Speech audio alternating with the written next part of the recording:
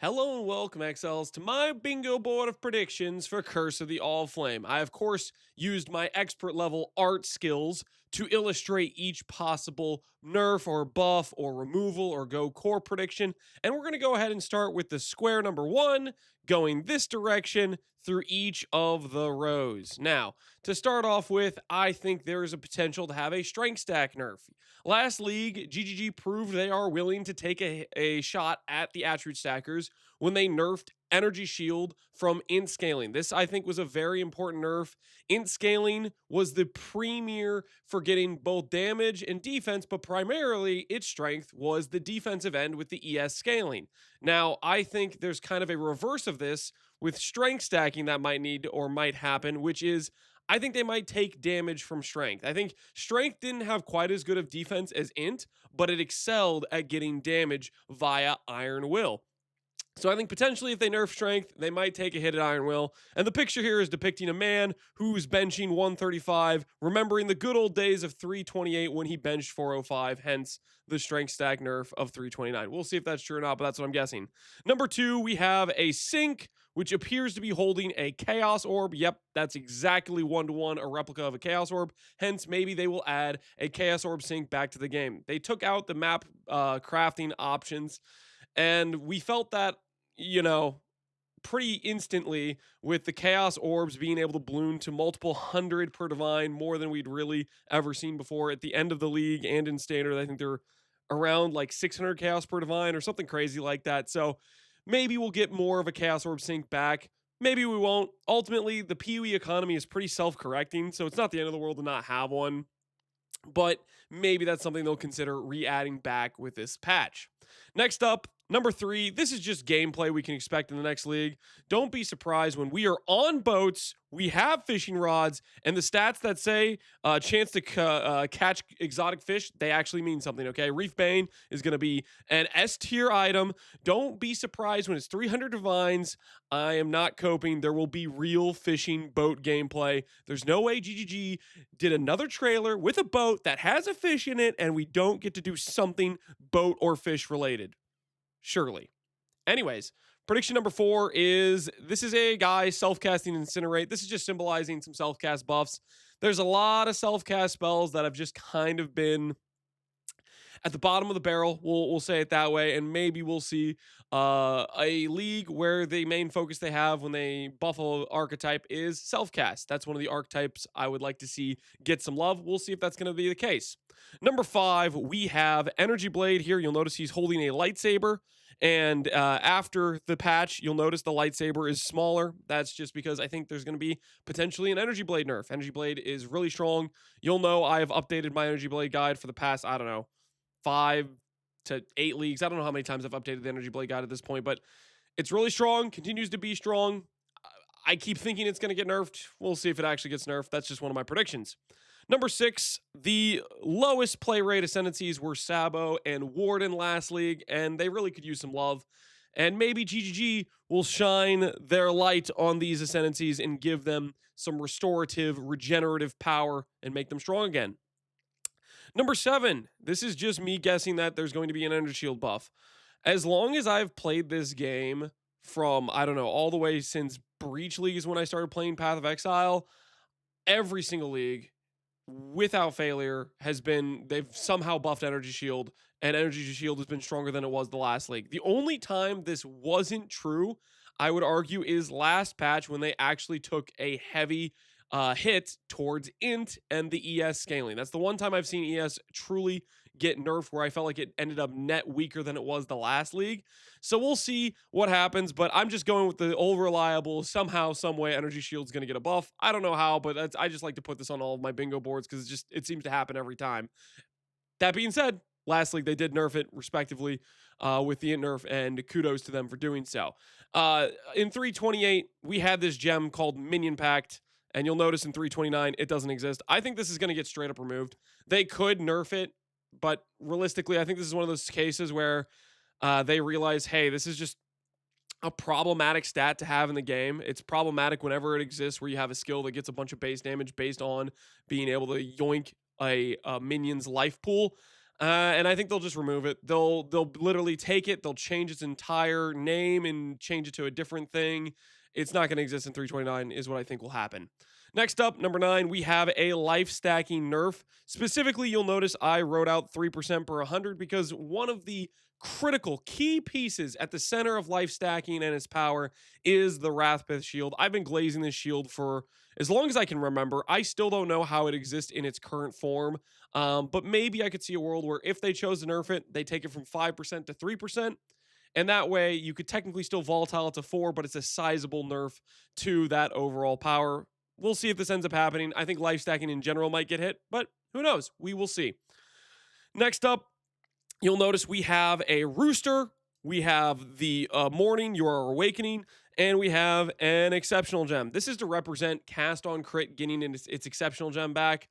When they did the new exceptional gems, there was a very, very noticeable difference for basically 2 archetypes that got absolutely cooked by this change. Number 1 is cast on crit, because getting your 52 CDR breakpoint became a hell of a lot harder, and it was a significant nerf to that build's power. And number 2, which you'll notice in a later square down here, was the dot archetype, which I'll go over when we get to that square. But anyways, awaken cast on crit or an exceptional gem that allows to give some of that CDR back that the cast on crit builds had access to for a high investment gem they could get in their builds. Next up, number 11. This guy you will see is holding a wand. You'll see there are totems. They have a bunch of blue balls around them representing Kinetic Fusillade. I simply think they're going to remove the ability for Kinetic Fusillade to work with totems. Quite frankly, Kinetic Fusillade, I know a lot of people say it's OP or it's really good. I think outside of the totem use case, I think it's just pretty solid. I think a self-cast or self-use wander with Kinetic Fusillade, I don't feel like would really deserve a nerf, but we'll see what they do. Kinetic Fusillade was the highest play rate skill. 90% of all builds that did Kinetic Fusillade were totems, so that's why I think they're going to target this use case, because it was just a bit too efficient, where the less attack speed that normally comes with totems is normally a downside, but for Kinetic Fusillade, it just made balancing the attack speed with the duration that much easier to get working. After that, we have number 12. This is the Screams of the Desiccated, which I know you all recognize. I didn't need to say it out loud because the drawing I have is perfect. I think this is going to go to the core drop table. They obviously communicated Mirage is not going core and the Barya is not going core, but I don't think this item is going to leave the game. I think it's too much of a cool item where it's like it fulfills that satisfying, okay, this could be good, maybe I can gamble it. It's a nice touch of rarity where there's this crazy potential, but most likely it's going to be garbage. And then in between all of that, I'd say it's relatively balanced. I think a lot of people uh would agree that there's multiple times where it's like, oh, maybe I use this instead of a Mage Blood, or maybe I use this instead of a Headhunter. It doesn't like blow either of those out of the water. A lot of times I think it finds a nice balance between those options, if that makes any sense. We'll see what they do. My guess is that it'll be added as a T2 level drop. This would still be rarer than it was last patch in terms of overall the amount of belts that get generated. But maybe they add it to a specific boss or some other thing they add somewhere. Either way, this prediction is for Screams of Desiccated going core. Number 13 is our free square. This is Hi, I'm Mark. Could be a Hi, I'm Jonathan. Probably both we'll get in the preview. Ultimately, I would love to see a Hi, I'm Mark, or sorry, a Hi, I'm Andrew, or Hi, I'm Octavian down the road if Octavian and Andrew keep running point on PoE1. I really loved their Q&A. I'm hoping we get another Q&A with them again, but this is just the free square. Number 14, I have a depiction which says one suffix is better than Aegis, which is better than Savalin. I just find this a little bit weird. That in the current game, one singular rare affix suffix, specifically I'm talking about recover energy shield on block, is able to outperform Aegis and Savalin. The way I look at it is if you have a character which has a bunch of ES, this mod effectively results in immortality if you have enough, like, collective DR and stuff. And it's the gateway into be doing, like, so much shotgun damage to yourself or shotgun damage to your character and not getting phased at all. The difference between this affix and not this affix, it's just crazy to me that it can outvalue these 2 other shields with just a suffix, not including the rest of the shield value that comes with it. So that's just one of the ones where I feel like they're maybe going to nerf recover on block, but we'll see. Number 15. This is a Cortex boss that is dying. The skull and crossbows represent death, and he's dropping a rare item that has 3 implicits. And that means it's a synthesized item. It's so weird that synth maps don't drop synth items. And I think Andrew even mentioned this in the Q&A that he didn't like this either, and he was going to look into making synth items drop from synth content again. So we'll see if that happens, but that's that prediction there. Number 16 is the classic patch note blunder, where we see a skill that doesn't really deserve a nerf get nerfed, and a skill that doesn't really need a buff get buffed. For this representation, I have Elemental Hit getting a buff, which would be kind of weird. It wouldn't really need it. It's already a really good skill. And Blade Vortex, which isn't that good of a skill.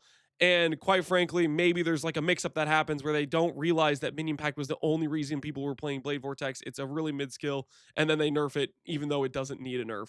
So we'll see if that happens, but that's kind of that prediction. Doesn't have to be Blade Vortex or Elemental Hit specifically. That's just the example. It's just funny when this happens where there's some good skills that get buffed and some bad skills that take nerfs. Number 17, we have Darth Maul's lightsaber, which is a high damage weapon representing damage, a cow jumping over the moon, and a clock. This represents damage over time. And most notably, I'm talking about damage over time, exceptional gems, Enlighten being one of the most iconic exceptional gems there is. When they did the exceptional gem change, there were a ton of really good exceptional gems that all worked for hit builds, and very few / none that actually mattered for dot builds whatsoever. And dot builds needed exceptional gems the most. Like whenever I played a dot build, it would end up like my 6 link, 4 out of my 5 supports would be exceptional gems, and all of those disappeared. Whereas a hit build, only a couple would be exceptional gems. And then after the exceptional gem change, I feel like I had more exceptional gems on my hit based options than I had before. And the dot builds went from having exceptional gem options to them just disappearing. Not to mention in late game, dot builds generally just fall off in scaling compared to hit based builds. So we'll see. I'm hoping for some dot builds getting some love through some exceptional gems, and maybe even we could see a dot archetype buff. I don't know. We'll see. Number 18, some sort of Scarab overhaul, refresh, rework. We'll see if they end up doing stuff to juicing and mapping content, but I would love to see just continued develop in this specific department, keeping it interesting for strategies and things that can be done in the mapping variety. Number 19, we have Karn. Of course, he is sad because once again, Melee getting the hammer from GGG. This is just into relation. I don't know if you guys have seen the clip, but this clip cracks me up so much. Is Karn going? What did he say? He's like, it's not that Melee is good. It's that everything else is bad. Essentially saying that Melee is better than everything else, which would be, in other words, saying Melee is good. I don't know. It's kind of funny to me. We'll see if we get another card clip of GGG nerfing something tangentially related to Karn. This could be a Slayer. This could be another Slam nerf. This could be, who knows, but it would be hilarious if we got another one of those. Number 20, we have a 2.0 version of Nerf Milk. I'm just secretly hoping that GGG somehow nerfs like 5 of Connor's builds and he freaks out and then tries to snitch on a bunch of other builds. I just found that video hilarious in PoE2, and I just think it would be funny if it happened again. I think it's pretty unlikely, but it could happen and it would be hilarious to me. Maybe not hilarious to some of the people that like some of Connor's builds, but you know what I mean. Anyways, 21, I'm hoping for at least 20 plus, and this is super cope on my part. But listen, in the preview when they showcase the Reap and the Holy Hammer Transfigured gems, Mark said many more. And I think many more should be 20 plus. It's probably going to be like 10, but let me cope a little bit. Now, I'm saying 20 plus, and this is Optimus Prime level Transfigured gems. They're going to be some Giga Chad gems that we're all going to be excited about building, and you might as well throw away your League Start plans on whatever you thought about before this preview, because this preview is going to blow our socks off, and there's definitely going to be some cool gems that make us rethink our League Starts. Number 22, this is representative of a Ward nerf.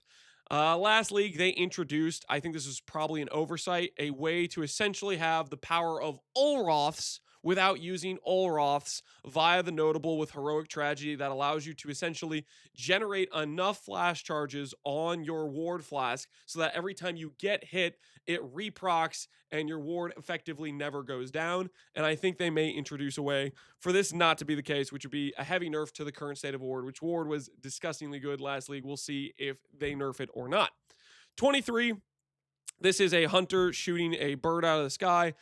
I just keep this is just a personal gripe I have against Vivid Vultures. I'm a hater of the fact that synth items get made via bird murder factory. This is kind of tied to the synth items coming from synth maps again. We'll see if it happens, but I'm just coping a little bit that they're going to remove Vivid Vultures from the game, and no longer is it going to be deterministic to make a perfect triple synth item. And maybe, just maybe, synth items will go back to the way it was maybe a little bit previously, where if you just drop something that has just a really good triple synth, then that's the best item in its slot, and you just found the, you literally dropped the mirror base yourself type of thing. I think that would be more interesting than the current just deterministic bird murder that exists currently. 24 of Curse, you see a bow player and he's missing the target. This is a representative of bow player nerfs. I still have a long standing vendetta against bow players ever since before acing trade existed. When you'd message a player, you'd go /who is, it's a dead eye, he'd be in his hideout, he'd take the item he have listed, and instead of trading you and selling it, he'd just reprice it. Or he'd be in his hideout or in a map, and he wouldn't be able to teleport out to trade you because heaven forbid he loses headhunter buffs, which are the only reason his character's still alive. If he loses his ramp, his build is dead because it's a trash character. I'm a bow hater, and I'm not afraid to say it. And then last but not least, we have the Volatile Val Orb, pass and go, collecting $200 and going core to the game. Please, GGG, please let Volatiles go core. They're such a fun build making element. It makes a lot of uniques way more tempting as options because they can enable various interactions. For example, myself selfishly would love Volatile Vals to go core because they very much enable 100% mind over matter to not only be legitimately something you could do, but also legitimately very strong as a potential min-max option. I would love to make 100% mind over matter build, and it's completely tied to this orb. I'm not going to lie about my biases here. I want that orb for that reason, not to mention other reasons, but we'll see what they do. Anyways, this is my predictions for the Curse of the Allflame. Mostly just things I either think will happen, or, for example, I'm just kind of a hater, so I like putting them on here, like nerfing bows. Or, for example, maybe chat said, hey, you should put this on here. And I was like, yeah, it's a pretty good suggestion, and we'll include it. So let me know what you think, what your predictions are for Curse of the Allflame. And we got like 5 hours until their live stream goes, on. So hopefully you guys enjoy this video. Take care, and I'll see you in the next one.